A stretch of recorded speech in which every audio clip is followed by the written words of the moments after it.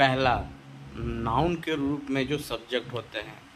जैसे हिंदी उदाहरण बिल्ली सो रही है, इंग्लिश द कैट स्लीप्स, मतलब यहाँ द कैट एक नाउन है, जानवर का नाम, और यह वही है जो काम कर रही है यानी सो रही है, इसलिए यह सब्जेक्ट है। दूसरा प्रोनाउन जो सब्जेक्ट है, जैसे वह गा रही है, शी सिंग, जैसे यह शी एक प्रोनाउन है, लड़की के लिए इस्तेमाल किया गया शब्द है और वह गाने का काम कर रही है, इसलिए शी सब्जेक्ट हुई। तीसरा जीरन जो सब्जेक्ट के रूप में इसे नाउन की तरह काम करेगी, जैसे तैरना मजेदार है, इंग्लिश में स्विमिंग इज फन, मतलब स्विमिंग दिखने में वर्ब है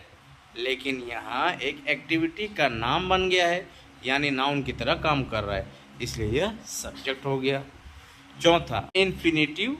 as subject, to plus verb एक काम को दर्शाने के लिए, जैसे पढ़ना जरूरी है, इंग्लिश टू रीड इज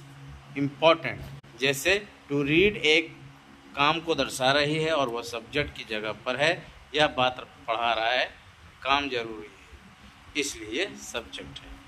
पांचवा क्लाउज एज सब्जेक्ट, पूरा वाक्य जैसा भाग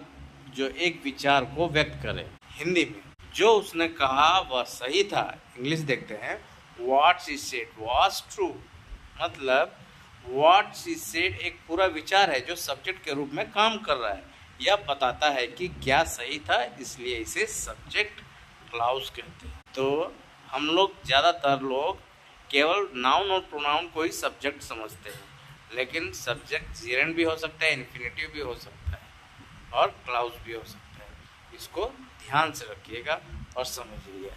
मिलते हैं हम लोग नेक्स्ट वीडियो में, तब तक के लिए